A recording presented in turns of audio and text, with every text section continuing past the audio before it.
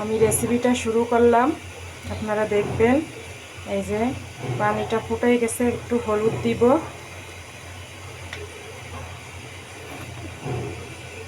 আমি ফুলকপির বিরিয়ানি রান্না করব, তো তাই ফুলকপিটা আর আলুটা একটু ভাপিয়ে নিব।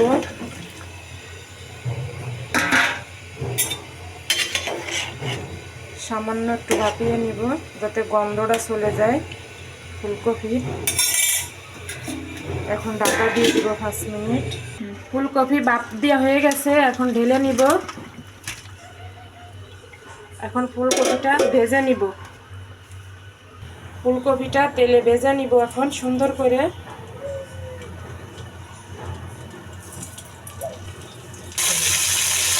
উল্টে দিব, লাল লাল করে ভেজে নিব। হয়ে গেছে ফুলকপি, এখন উঠায় নিব। এইভাবে সবগুলো আলুগুলো ফুলকপিগুলো ভাজা হয়ে গেছে, এখন সব উঠায় নিব। ভাজা শেষ। ডিমটা ভেজে নিব।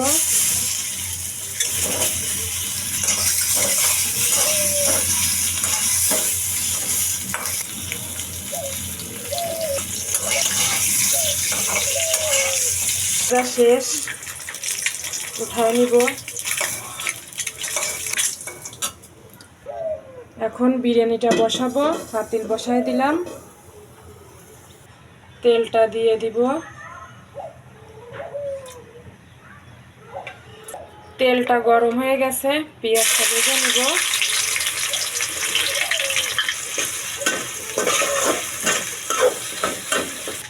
গরম মশলা তেজপাতাটা দিয়ে দিব। পেঁয়াজটা বেরেস্তা হয়ে গেছে, আদা রসুনটা দিয়ে দিব পরিমাণ মতো। কাঁচামরিচটা দিয়ে দিব, স্বাদ মতো লবণ, ধনিয়ার গুঁড়া, একটু জিরার গুঁড়া, একটু মরিচের গুঁড়া দিয়ে দিব কালার আসার জন্য। এখন মিশিয়ে দিব সব কিছু। মশলাটা দিয়ে দিব এখন।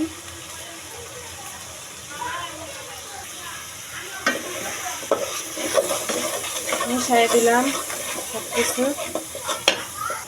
এখন টক দইটা দিয়ে দিব, মিশিয়ে দিব সব।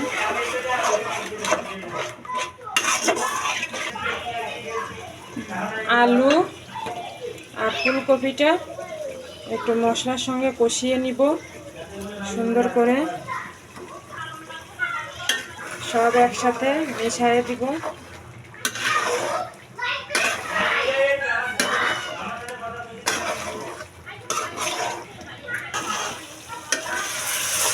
খুব সুন্দর করে আবার নেড়ে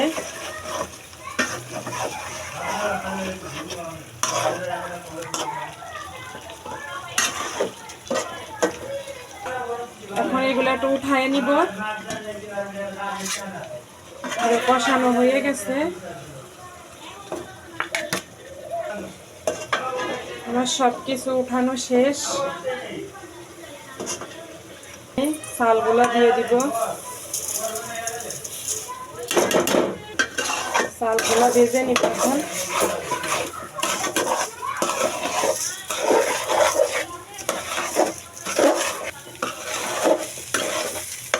চালটা আমি সুন্দর করে ভেজে নিব। আর আমার রান্নাটা কেমন হচ্ছে আপনারা জানাবেন কমেন্টে। আমাকে ফলো দিবেন, ফলো দিব।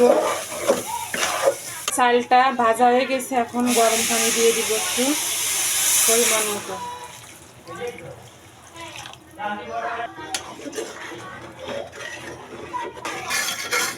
এখন একটু নাড়ায় মিশিয়ে দিব সব কিছু। আলু আর ফুলকপির কষানোটা দিয়ে দিব। এখন সব মিশিয়ে দিব একসঙ্গে।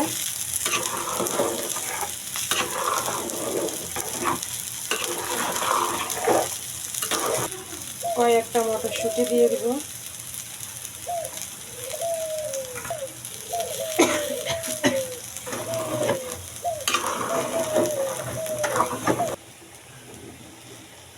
দিয়ে দিব সাজাইয়া সুন্দর করে।